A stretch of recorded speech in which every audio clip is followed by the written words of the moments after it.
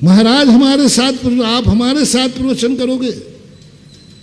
महाराज तुरंत समझ गए ये सम्यक दृष्टि जीव नहीं है, इसको अभी व्यवहारिकता भी नहीं है। फिर भी महाराज बैठ गए और चर्चा शुरू हुई। बोले कान जी एक बात बताओ, दिगंबर धर्म कैसा है, दिगंबर मुनि धर्म कैसा है, ये तो तुमसे ज्यादा, तुमने जो छोड़ के आए हो वो श्वेतांबर थे, उसको छोड़कर वो दिगंबर मुनि, उसमें क्या कमी थी जो तुमने छोड़ दी? क्योंकि मैं जानता नहीं इसलिए पूछ रहा हूं। नहीं, वो कहते कि नहीं आप तो ये बताओ कि आप में अच्छाई क्या है। उन्होंने कहा नहीं, वो क्यों छोड़ा, नहीं बता पाए। महाराज ने कमंडल उठाया, बोले तुझे कभी सम्यक दर्शन हुआ ही नहीं, है ही नहीं, क्योंकि तुझे जो चीज छोड़ी जाती है उसका ज्ञान तो है ही नहीं, जो पाना है उसका ज्ञान है, छोड़ा क्यों? इसलिए महानुभाव आप लोग मंदिर आए हो, क्यों आए? घर कैसा था? ऐसा मंदिर में मजा चखाऊंगा बेटा, जिंदगी में कभी मंदिर से बाहर नहीं जा पाओगे तुम। चारों तरफ मंदिर ही मंदिर होगा। बस इतना बता दो घर कैसा है तुम्हारा। मंदिर मत पूछना, तुम बताना मत, क्योंकि मंदिर के सारे नक्शे मेरे हैं। तुम क्या बताओगे खाक? तुम तो घर बता दो, घर कैसा है। मंदिर का तो कोना कोना मैं जानता हूं, वेदी को भी जानता भगवान। तुम तो बता दो घर, क्योंकि घर में मैं तुम्हारे घर में प्रवेश नहीं करता, और कर भी जाऊं तो पूरा घर घूम नहीं सकता,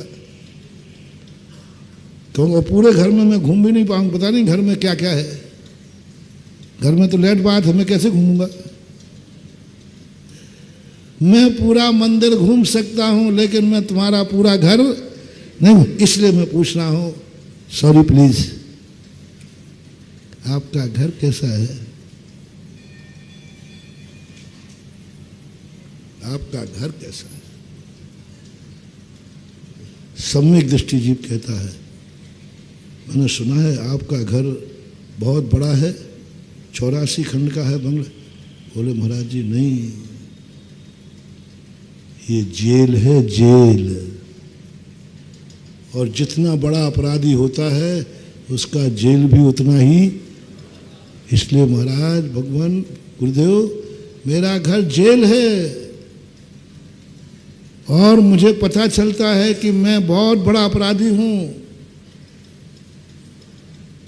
इसलिए मैं उस जेल से भाग के आया हूं, छूट के आया हूं। दो बात है, भाग के आए हो या छूट के आए हो, ये बाद में पूछूंगा। पहले तो घर क्या है? घर कारागृह है, घर गृह है। एक बार ये मान के मंदिर आ जाओ, अब फिर तो मंदिर से जाने का भाव नहीं होगा, क्योंकि जेल में कौन स्वेच्छा से जाता है? यदि तुम्हें पता चल जाए जेल में जाना है, तो पहले तो तुम अग्रिम जमानत, यदि तुम्हें यही पता चल जाए कि जेल तो जाना ही, तो पहले तो अपराध करके फरार होगे। फरार हो गए, नहीं मैं जेल में नहीं जाऊंगा, फरार हो गए। फिर तुम्हें वकील कहेगा देखो फरार होने से कोई फायदा नहीं, तो फिर तुम क्या करोगे? अग्रिम जमानत। फिर वकील ने कहा कि साहब जमानत में भी अग्रिम जमानत नहीं होगी, अपराध संगीन है, तो एक बार आपको थाने में पेश तो, अदालत में पेश तो होना ही पड़ेगा। फिर वो प्रयास, फिर यदि पेश करना है तो देखो, पुलिस वाले ने कहा देखो चलना तो पड़ेगा, तो बोले साहब ऐसा करो ना, बंद गाड़ी में ले चलो ना। पुलिस वाला नहीं साहब बंद गाड़ी में नहीं, आपको पैदल ले जाने का हुक्म है। पैदल ले जाने का, तो ऐसा करो ना, पीछे पछाड़ी खेड़ा से ले चलो ना। अब इसके तुम पैसा दोगे?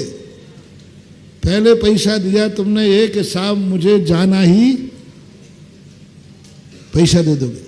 फिर जाना पड़ा तो साहब बिना हथकड़ी के लिए चलो ना, हम भागेंगे नहीं, बिना हथकड़ी के लिए चलो, जिससे लोग समझेंगे देखो क्या इसकी बकत है, पुलिस वालों के साथ चल रहा है। नहीं साहब हथकड़ी तो डलेगी, तो उसके आप फिर साहब आप बाहर से ले जाओ ना कहीं से बंद गाड़ी में। नहीं साहब रूट में लिखा है कि गांधी चौक में।